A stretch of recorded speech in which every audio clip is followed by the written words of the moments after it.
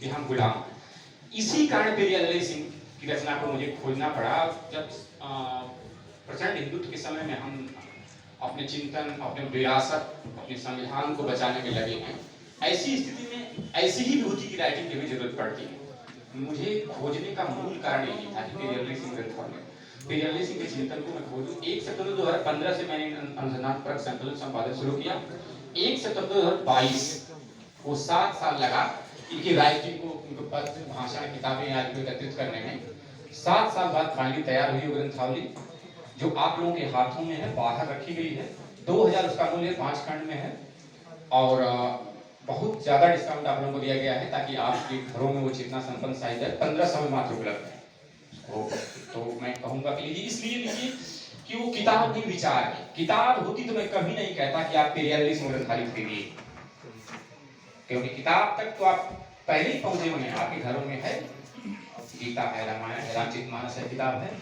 लेकिन अब विचार खरीदिए, आपकी दृष्टि, आपकी चेतना बदलेगी। और जिस घर में चेतना संपन्न साहित्य होता है, जो व्यक्ति ले जाता है वो भले न मधु समझे, लेकिन उसका बच्चा, उस परिवार में रहने वाली महिला, कोई उलटता है, पलटता है, तो वहीं से चेतनशील दृष्टि निर्मित होती है। 20 साल बाद बच्चा जब रिसर्च में जाता है तो सहज बता देता कि मैं कक्षा 5वीं में था, 6वीं में था, तो मैंने बाबा साहब का फोटो देखा था। इसलिए ऐसा साहित्य, चेतनशील साहित्य आपके घरों में जाना जरूरी है। मैं बहुत नहीं बोलूंगा, थोड़ा सा और समय लूंगा। साथियों, पेरियालय सिंह नहीं, रामस्वरूप वर्मा, जगदेव प्रसाद, ये पूरी विरासत का साहित्य आना जरूरी है। आप अकेले इस साहित्य को पढ़ के नहीं पूर्णता को प्राप्त कर सकते।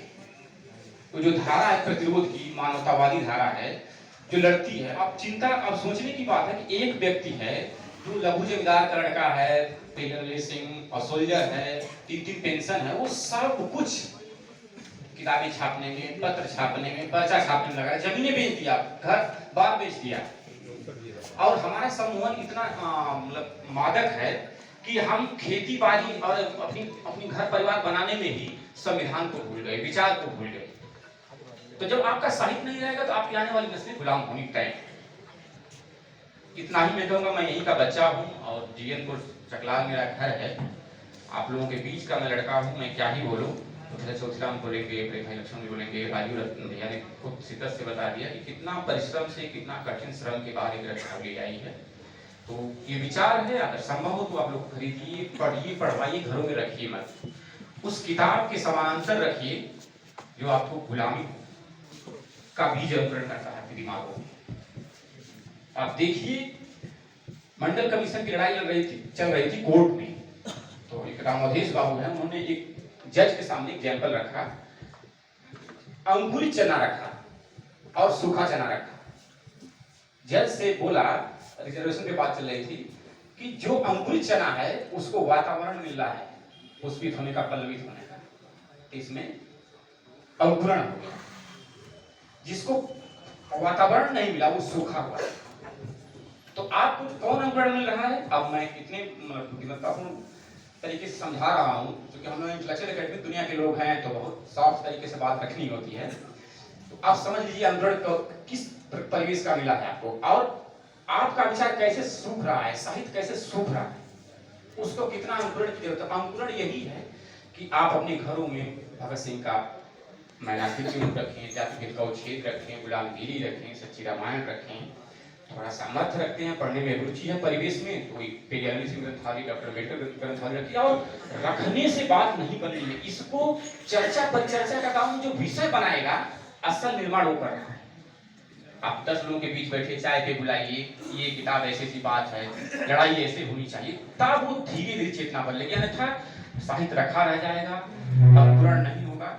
आप एकता की बात जो कर रहे हैं वो नहीं प्राप्त कर पाएंगे। बार बार जातियों का, पेरियालय सिंह, डॉक्टर अम्बेडकर, पेरियार रामास्वामी, ज्योतिबा फुले आदि वर्ण और जात की व्यवस्था के प्रतिरोध में संपूर्ण जीवन लड़ते रहे। हम जात के ही खांचे में उनको बैठाते रहते हैं। जगदेव प्रसाद को, तमाम विभूतियों की जात, ये चिंता हमारी होती है कि उस जात के लोग जानिए और खरीदें और समझें। लेकिन सवाल ये नहीं है, कुछ लोग समझेंगे, बूझेंगे, ठीक है, जब विचारों की लड़ाई होगी तब आपका राज आएगा और सत्ता आएगी। जब विचारों की लड़ाई होगी तब आपको ये नहीं करना पड़ेगा कि अरे हमारा नेता ऐसा है, हमारा नेता बिक जा रहा है, हमारी राजनीति बिक जा रही है, हमारी सामाजिक न्याय की राजनीति है। क्योंकि विचारों की लड़ाई आज होती तो वर्चस्ववादी सरकार नहीं है। तो विचार कहां से आता है? पेरियार ललित सिंह की मैं बात बोल रहा हूं। विचार साहित्य से आता है। साहित्य अर्थात किताबें। वो कहते हैं कि अपने घरों में घरू पुस्तकालय खोलिए। आपके घर में छोटा सा कमरा पुस्तकों के लिए जरूर होना चाहिए, जहां बच्चा खेलते हुए, माँ बैठने जाए, भाभी जाए, बहनें जाए, तब भी वो जान जाए, कल से मुखातिब हो जाए कि हमारा साहित्य हमारे पुरखों का साहित्य। लेकिन आपके बच्चे को, आपकी माँ को, आपकी बहन को सोचिए कौन सा साहित्य दिखाया जाता है? अंकुरित साहित्य, जो गुलामी का साहित्य है, गुलाम बनाता है, जो आपकी बुद्धि को मार देता है, गुंद करता, मनुष्य ही नहीं बनाता है। उस साहित्य का दावा है कि मैं विभाजन और गुलामी की सोच पैदा करता हूं, वो कहती, और आप उसका निर्वहन करते हैं। मेरी चिंता यही है। इसी कारण मैंने पेरियार ललित सिंह का शोध पर संकलन किया, और मेरी चिंता जो है इसी कारण मैं यहाँ भी आया आजमगढ़। नहीं तो मैं दिल्ली यूनिवर्सिटी में रिसर्चर हूँ, बड़े भाई लक्ष्मण हैं, चौथीराम जैसे विद्वान हम लोगों के बीच आए हैं। बोले क्या चिंता है कि लोग बोलने आए हैं? वही चिंता है कि गुलामी का साहित्य आपके जेहन में बैठा है, आपके घरों में बैठा है। अब मनुष्यता बोध, बंधुता का, प्रेम का, समता का चेतना पैदा करने वाला बात चीज आपके घरों में नहीं है, जिसको हम लेके आए हैं। आप उस विचार को देखिए, समझिए, समूह बनाइए, गांव-गांव में छोटी छोटी मंडलियां होनी। आप 2 व्यक्ति 3 व्यक्ति बैठते हैं, चर्चा करते हैं, तो उसको इस तरह कभी मत सोचिएगा कि कोई प्रभाव नहीं। बहुत गहरा प्रभाव होता है। एक आता है पोथी लेके, जनेऊ टांग के, पूरे गांव को व्यक्ति कंट्रोल कर देता है। आप तो 5 लोग चर्चा करेंगे, 10-20 साल बाद आप पाएंगे पूरे गांव को आप कंट्रोल कर लिए। उसके लिए लगना पड़ेगा और साहित्य होना चाहिए। तो मैं कहूंगा कि पेरियार ललित सिंह ग्रंथावली आप लोग देखें, समझें, विचारें, पढ़ें। और वो विचार चैलेंजिंग विचार है, आसान नहीं है। मैं यंग लड़का हूँ, हम लोग रोटी पानी की तलाश में 2019 के बाद मेरा रिसर्च जमा है, मैं बेरोजगारी के दौर से गुजर रहा हूँ। लेकिन ये है कि यह बेरोजगारी मनुष्यता निर्माण से बड़ी नहीं है साथी। जब हमारा संविधान नहीं रहेगा, लोकतंत्र नहीं रहेगा, बंधुता नहीं रहेगी, प्रेम नहीं रहेगा, उससे बड़ी नहीं। भूखे रह के हम लड़ेंगे, हमारे पुरखों ने लड़ा है। कांसी राम साहब 8-8, 10-10 दिन भूखे रह के गाँव कैडर चलाए हैं। तो हमारे पास तो इतना सुख सुविधा, सुचिंतक है कि किसी भी गांव में जाइए, एक बार लिख लीजिएगा कि जिले में हूं तो 10 लोग फोन कर देते हैं आपको कि हमारे यहाँ आइए। तो वो एक आशा की किरण है लोग, जिससे नवजागरण चलेगा। और अगर आप लोग सच में लग जाएंगे धीरे से धीरे धीरे, मैं दावे के साथ कर रहा हूँ, विचारों की राजनीति अगर शुरू हो गई, कि जितनी आप जिनके सामने याचना करते हैं ना कि बोल दे, बार आरक्षण पे मुंह खोल दे, मंडल पे मुंह खोल दे, संविधान खतरे में मुंह खोल दे, बैठा बैठा व्यक्ति ट्वीट करता है, वो दौड़ा दौड़ा के पैरों में गिरेगा। लेकिन इसकी शर्त है विचारों की राजनीति।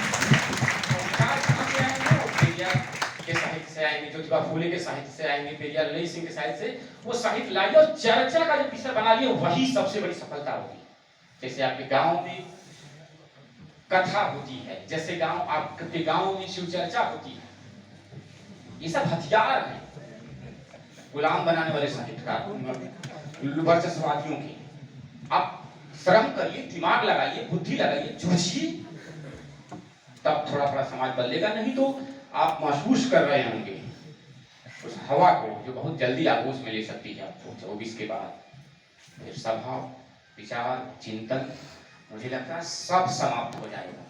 इस हाल में आज की डेट में हम लोग बात कर रहे हैं, मैं विश्वास के साथ कर रहा हूँ, एक इंटेलेक्चुअल एकेडमिक व्यक्ति के रूप में, दृष्टा के रूप में, 24 के बाद इसमें कार्यक्रम नहीं कर पाएंगे आप। वैसे ही जैसे आप उत्तर प्रदेश के किसी भी गांव में 50 लोग मिलकर प्रोटेस्ट नहीं कर सकते, आंदोलन, भूख हड़ताल नहीं कर सकते। निकालिए, सत्ता कैसे आपको कंट्रोल करती है, सबका घर गिरा दो, पता ही नहीं चलेगा कहां से कौन गिराया।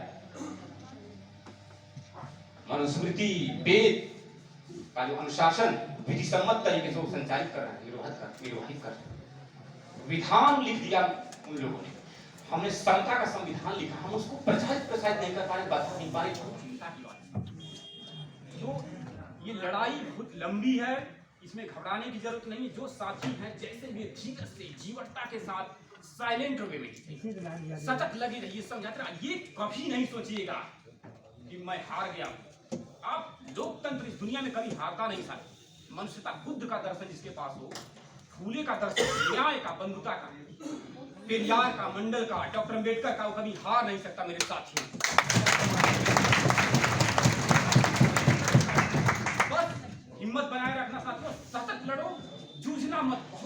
ईमानदारी से सूझबूझ के साथ सतत चलते रहो। एक एक आदमी को समझाओ, नहीं समझता 100 बार समझाओ, 1 लाख बार भी अगर उस आदमी को पड़ जाए समझाने को तो समझाओ। जात तोड़ने की बात समझाओ, विचारों की बात समझाओ। यही तो दिक्कत है सर। जात की अगर जब तक रहेगी उस सम्मोहन में रहोगे, गुलामी के लिए जो जंजीर है वही है। जातियां दरअसल गुलामी की जंजीर, वर्ण गुलामी की जंजीरें, गोत्र गुलामी की जंजीरें हैं साथियों। अगर आपको गुलामी की जंजीरें तोड़ना है, वर्ण जात की सोच, तुम मनुष्य हो, मैं मनुष्य हूँ, हम सभी मनुष्य, वी आर पीपुल, इस सोच के साथ लड़ाई शुरू कर दो। एक दिन साथियों बात भी आ जाएगा जब हम देख पाएंगे कि परिवर्तन की धारा मनुष्यता के लिए, न्याय के लिए, बंधुता के लिए बह रही है। अब कोई वर्चस्ववादी हमारे बीच आ नहीं सकता, दिख नहीं सकता एक सेकंड के लिए। इसीलिए लड़के झगड़ के डेमोक्रेसी लाई गई, इसीलिए कॉन्स्टिट्यूशन लिखा गया है प्यारे साथियों। इसीलिए पेरियार ने संपूर्ण जीवन लगा दिया, पेरियार रामास्वामी ने, पेरियार ललई सिंह ने, फूले ने, ये कोई सामान्य लोग नहीं था। उस दौर में लगा दिया जब बहुत कठिन था लड़ना झगड़ना। आज तो बहुत आसान है मेरे साथ, आपके साथ सारी सुविधाएं। इसलिए वर्ण और जात, एक बात मैं बोल रहा हूँ, एक लाइन की उसकी बात मैं अभी समाप्त कर रहा हूँ। वर्ण और जात पुरोहित की बात कभी न मानो मेरे साथ। वर्ण और जात पुरोहित की बात कभी न मानो। और मैं ये कह रहा हूँ, मैं ईश्वर, मृत और मनवादियों से कभी नहीं डरता।